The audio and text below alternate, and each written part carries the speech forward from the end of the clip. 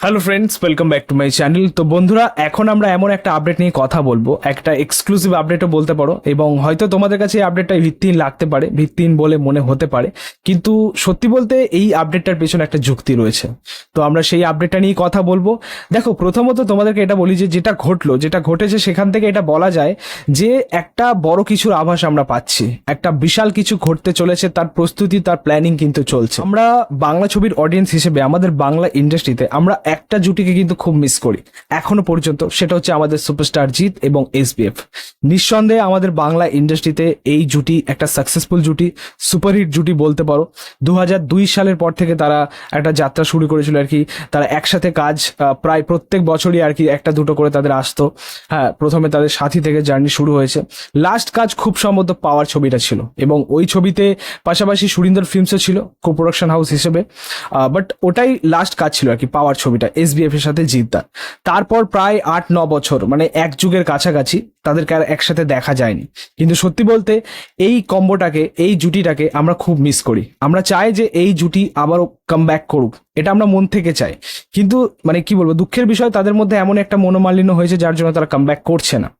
কিন্তু তোমাদেরকে বলে রাখি যে আমাদের ইন্ডাস্ট্রির সাথে, আমাদের বাংলা ছবির সাথে, বাংলা ছবির মানে ভবিষ্যতের সাথে এই জুটিটাকে মানে ফেরত আসার দরকার আছে, কামব্যাক করার দরকার আছে।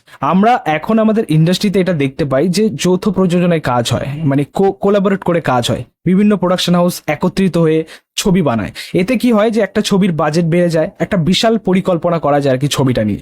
যেখানে আমরা দেখতে পাচ্ছি যে আমাদের দেবদা সুরিন্দর ফিল্মসের সাথে বা এসবিএফ এর সাথে কোলাবোরেট করে কাজ করছে, রিসেন্টলি সোহমদাও করেছে, মানে অনেকেই করছে আর কি।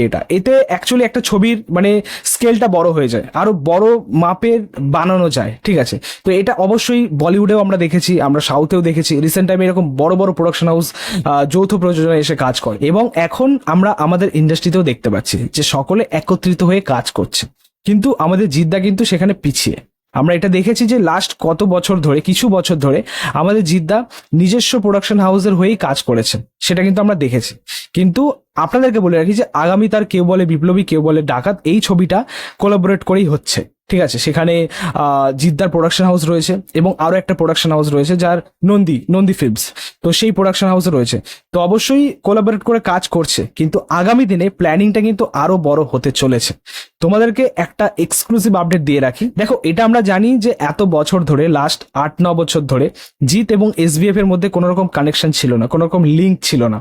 সেটা কিন্তু আমরা সকলে জানি। হয়তো আমরা চেয়েছি যে তারা কাম ব্যাক করুক, তারা একসাথে আসুক, হয়তো আমরা চেয়েছি, বাট এটা কোনোদিনই সম্ভব হয়নি। কিন্তু এখন যেটা দেখলাম সেটা সত্যি আমাদেরকে সারপ্রাইজ করেছে। আমাদের সুপারস্টার জিৎ, আমাদের জিৎদা, সে কিন্তু মহেন্দ্র সোনিকে ফলো করেছে, মানে এসবিএফ এর কর্ণধার যিনি, তাকে ফলো করেছেন আর কি ইনস্টাগ্রাম। এখান থেকে বলা যায় যে একটা বড় কিছুর প্রস্তুতি চলছে, একটা বিশাল কিছুর প্ল্যানিং চলছে। রিসেন্ট টাইমে জিদ্দার একটা ইন্টারভিউ ছিল, একটা প্রমোশন ভিডিওতে আমরা দেখেছিলাম। সেখানে আমাদের জিদ্দা কিন্তু আমাদেরকে একটা হিন্ট দিয়েছিল ক্রান্তি 2 নিয়ে, যে আগামী বছর 2026-এ ক্রান্তি 2 আমরা পাবো। এবং সত্যি বলতে ক্রান্তি 2 যদি হয়, তোমরা হয়তো জানো যে ক্রান্তি 2 কিন্তু এসবিএফ এরই ছবি ছিল, 2007 খুব সম্ভবত এসবিএফ এর ছবি ছিল আর কি, এসবিএফ এর প্রোডাকশন হাউসে। তো ক্রান্তি 2 যদি হয়, অবশ্যই এসবিএফ এর পারমিশনটা আগে চায়, ঠিক আছে, এবং এসবিএফ এর মানে ইনভলভমেন্টটা আগে চায়। তো সেই ক্ষেত্রে ক্রান্তি 2 যদি হয়, এসবিএফ তো দরকার আছে। তো নিশ্চয় এখান থেকে বলা যায় যে জিৎ এবং এসবিএফ এর যে বন্ধুত্বের সম্পর্কটা, সেটা কিন্তু আবারও শক্ত হতে চলেছে। মানে আবারও কিন্তু কোলাবোরেট করে কাজ আমরা পেতে চলেছি, মানে জিৎ এসবিএফ কাম ব্যাক করতে চলেছে। এটা হতে পারে, এটা নাম্বার 1 পয়েন্ট। আবার দ্বিতীয় এটাও হতে পারে যে লায়ন ছবিটার যৌথ প্রযোজনায় কাজ হতে পারে, যেরকম আমরা দেখেছি রিসেন্ট টাইমে বাংলাদেশ এবং ইন্ডিয়ার কাজ যখন হয়েছে আর কি, সাকিব খানের ছবি বা আফরানিসের ছবি, সেখানে কিন্তু এসবিএফ কো প্রোডাকশন হাউস হিসেবে ছিলেন। তো হয়তো লায়ন ছবিতে তিনি কো প্রোডাকশন হাউস হিসেবে থাকতে পারেন। আবার এটা হতে পারে, মানে বেশিরভাগ চান্স রয়েছে ক্রান্তি 2 হওয়ার। ক্রান্তি 2-র আভাস কিন্তু আমরা পেয়েছি জিদ্দার কাছ থেকে, হিন্ট আমরা পেয়েছি জিদ্দার কাছ থেকে। তো সেখান থেকে এটা বলা যায় যে ক্রান্তি 2 যদি হয়, এসবিএফ তো থাকবেই, আর অ্যাকচুয়ালি এসবিএফ কে দরকার। আমরা যতদূর জানতে পেরেছি যে ক্রান্তি 2 নাকি বলিউডের কোনো ডিরেক্টর থাকবে আর কি, কোনো বলিউডের কোনো ডিরেক্টর ডিরেক্ট করবেন, এমন কিছু আপডেটও ছিল। যদি সেটা হয়, এসবিএফ এর হাতটা সত্যি দরকার আছে, কারণ এসবিএফ এর মার্কেটিং বিশাল, মানে অল ওভার ইন্ডিয়া জুড়ে এসবিএফ এর একটা পরিচিতি রয়েছে।